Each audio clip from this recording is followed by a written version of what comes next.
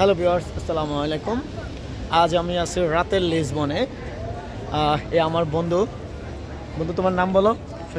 সৈকত আমার বন্ধু। আমরা লিসবনে থাকি। তো আমি থাকি অন্য শহরে, লিসবন থেকে একটু বাইরে। আমার বন্ধু থাকে লিসবনের মুখেই। তো ঘুরতে বের হয়েছি এখানে। বন্ধু শহরটা আমার ঘুরে দেখাবে আজকে। বন্ধু, এই রেস্টুরেন্টগুলো অনেক পুরাতন রেস্টুরেন্ট না? এই যে ব্যানার্ড, এটা 1868 সালের রেস্টুরেন্ট।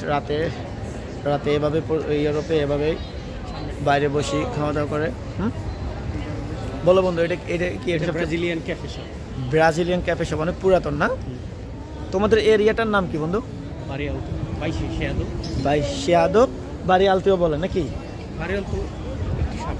ওকে, মেট্রো স্টেশন। এটা metro station. Brazilian coffee shop, এটা অনেক পুরাতন। আচ্ছা, ট্রেডিশন। এই যে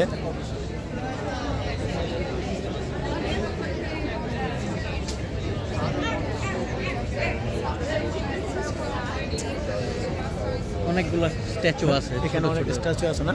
এখানে বিল্ডিংগুলো তো অনেক মনে হচ্ছে পুরাতন না? এখানে তো বন্ধু একটা সবচেয়ে পুরাতন ট্রাম আছে, তাই না?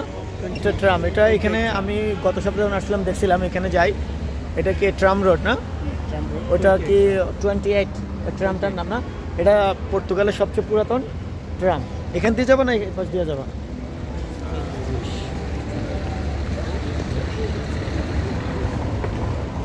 রাতের লিসবন এটা কি সারা রাতে এরকম থাকে নাকি বন্ধু? না, মানুষের আনাগোনা। আর এই লিসবন সবচেয়ে বেশি পর্যটক আসে না? আর এই এরিয়াটাতে রাতের আনাগোনা বেশি। আচ্ছা, এই যে স্ট্রিট পারফর্মার।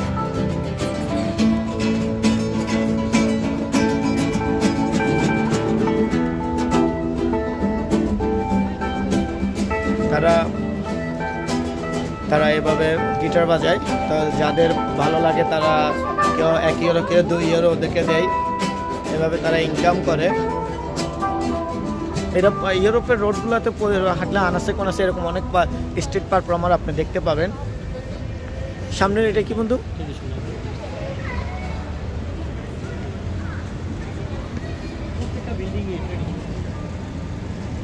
প্রতিটা বিল্ডিং কি এখানে মানে ঐতিহ্য বহন করে, এই তো তুমি বলতে আছো? আচ্ছা, আমি আসলে দেখতে যাচ্ছি 28 ট্রামটা দেখতে যাচ্ছি, যেটা পর্তুগালের সবচেয়ে প্রাচীনতম ট্রাম। এই যে এটা একটা স্ট্যাচু না? ওয়াও, কোথায় ট্রাম আসতেছে না? আর এখানে প্রচুর পর্যটক, লিসবনে প্রচুর পর্যটক, প্রতি বছর লাখ লাখ পর্যটক আসে।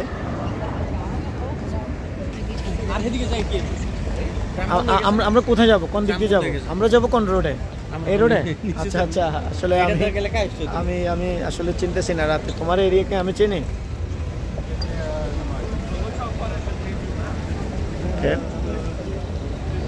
এখানে তোমাদের বন্ধু লিসবনের সুযোগ সুবিধা কেমন? এখানে বাঙালি কমিউনিটি আছে অনেক না তোমার লিসবনের মধ্যে?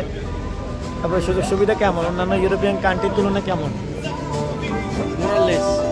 মানে এত বেশি না, আবার কমও না, মোটামুটি। আচ্ছা আচ্ছা, রাতের ইউরোপ আসলে অনেক সুন্দর। আর ইউরোপে আপনি অনেক সেফ। আপনি রাতে যদি 2টা-3টা বছর চলাফেরা করেন, আপনার আমি দেখাই এই সেই ট্রাম। ইউরোপের পর্তুগালের সবচেয়ে প্রাচীনতম ট্রেন এটা। এটা অনেক হিস্ট্রি আছে না? এটা কি প্রথম থেকে 28 মানে নাম দেওয়া আছে না? যাক, আমার সার্থক তোমাদের এই ট্রামটা দেখে। এটা এখনো পর্যন্ত আছে। সে মানে প্রায় 100-200 বছর আগে থেকে এই ট্রামটা। এই ট্রামটা প্রথম কি ঘোড়ার গাড়ি দিয়ে? আচ্ছা আচ্ছা, এই ট্রামটা দাঁড়াও, রাস্তা আমরা পারবো না। প্রথমে ট্রামটা ঘোড়া গাড়ি দিয়ে চলতো। এই ট্রামটা আসলে আগে প্রথম নাকি ঘোড়ার গাড়ি দিয়ে চলতো ট্রামটা। সেই ট্রামটা এখন আছে। এখন তো নতুন নতুন অনেক ট্রাম বেড়েছে।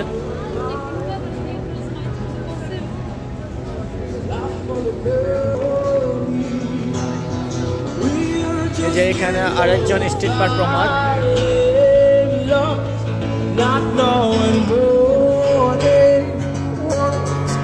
I will not give you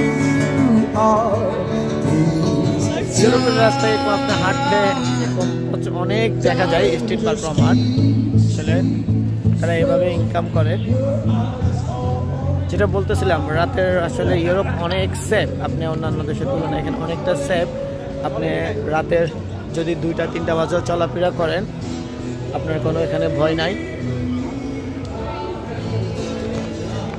তো বন্ধু, রাতের ইউরোপ কেমন লাগতেছে বলো তোমার?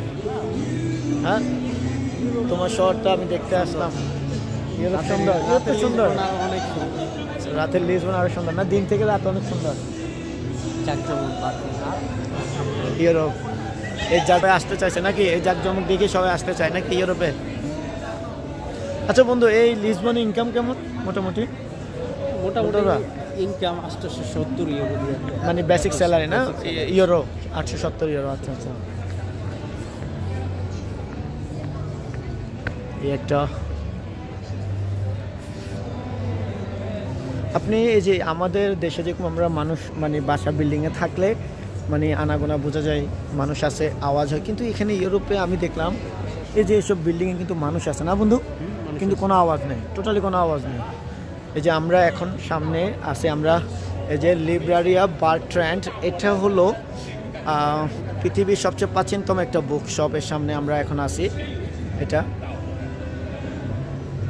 লিব্রারিয়া বারট্রান্ড বুকশপ, এটা ইউনেস্কো সনদপ্রাপ্ত এবং একই সাথে গিনেস ওয়ার্ল্ড রেকর্ড করে এই বুকশপটা। এই পর্তুগালে কিন্তু অনেক ইতিহাস আছে, অনেক ইতিহাসে ভরপুর এই পর্তুগালের লিসবন শহরটা। অনেক, আপনি পর্তুগালে আসলে অনেক ইতিহাস সম্পর্কে জানতে পারবেন। অ্যাক্টিভ ব্যাংক, পর্তুগালে যারা রেসিডেন্ট কার্ড আছে তারা ইজিলি এখানে ব্যাংক অ্যাকাউন্ট করতে পারবে। এটা কোনো চার্জ নেই মনে হয় না এই ব্যাংকের? Zero charge. বাট আমি শুনছি বন্ধু এই ব্যাংকের কোনো সিকিউরিটি খুব কম না? সিকিউরিটি ভালো না? হ্যাঁ, যে আরেকজন স্ট্রিট পারফর্মার,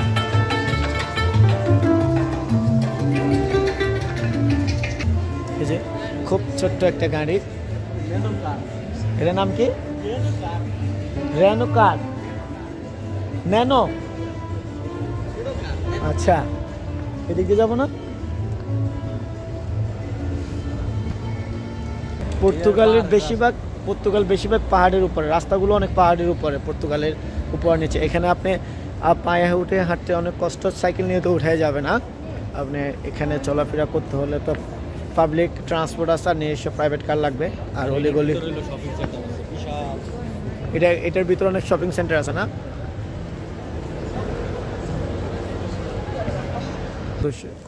এই সামনে মনে একটা লিফট আছে না? এটা শান্তা জুস্তা লিফট, এটা 148 ফুট উঁচু। বাঙালি, এই যে পর্সা পর্তুগাল সব এখানে 8টার পরে অনেক সবগুলো বন্ধ হয়ে যায়, নিয়ম যেটা। এখানে অনেক যত সবগুলো ট্যুরিস্ট, এখানে যত না বন্ধু সব ট্যুরিস্ট না? এই যে হ্যাঁ, শান্তা জুস্তা লিফট, এটা খুব 47 ফুট না 48 ফুট লম্বা। এটা কায়সো কি বন্ধু, এটার নাম, জায়গাটার নাম কি? কায়সো, তোমাদের জায়গাটার নাম কি? না, যে আমরা বাইসাদুর সাথে ওই 12 আলতোর সাথে এই 12 আলতোর সম্পর্ক করার জন্য এই যে লিফট, এটা এত বড় অনেক উঁচু লিফট। এটা আসলে এদিক দিয়ে যাবো না এদিক দিয়ে যাবা?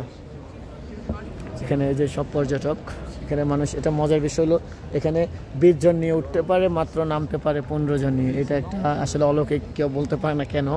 তারপরে এটা প্রথম দিন যখন উদ্ভাবন করা হয় 30,000 টিকিট বিক্রি করা হয়েছে প্রথম দিনে। এটা তো এখন জনসাধারণের জন্য উন্মুক্ত করা হয়েছে এই লিফটটা। কোথায়? আর এই লিফটের সবচেয়ে উপরে একটা ক্যাফে আছে।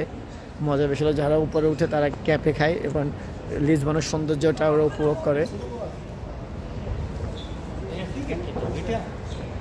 টিকিট 6 টাকা করে আমি দেখছি, এটা উইকিপিডিয়াতে ওদের ওয়েবসাইটে গেলে দেখা যায়। বার্গার কিং, এটা সারা ইউরোপে আছে, আমি চেক রিপাবলিকও দেখছি। এটা তেজেনিস আছে, এটা চেক রিপাবলিকে দেখছি। এগুলা পুরো ইউরোপে সব জায়গায় আছে। এই জায়গাটা আমরা রসিও না বন্ধু, এটা হলো সবচেয়ে মানে লিসবনের সবচেয়ে মূল কেন্দ্র না। রাজার বাড়ি, ওই যে রাজার বাড়ি দূরে দেখা যাচ্ছে, ওই যে পতাকা দুটো উঠতেছে পর্তুগালের, এটা রাজার বাড়ি এখানে লিসবনের। ওই সামনে যে ভিডিও দেখতেছেন ওইটা হলো যে রশিয়া সবচেয়ে লিসবনের মেন স্কয়ার।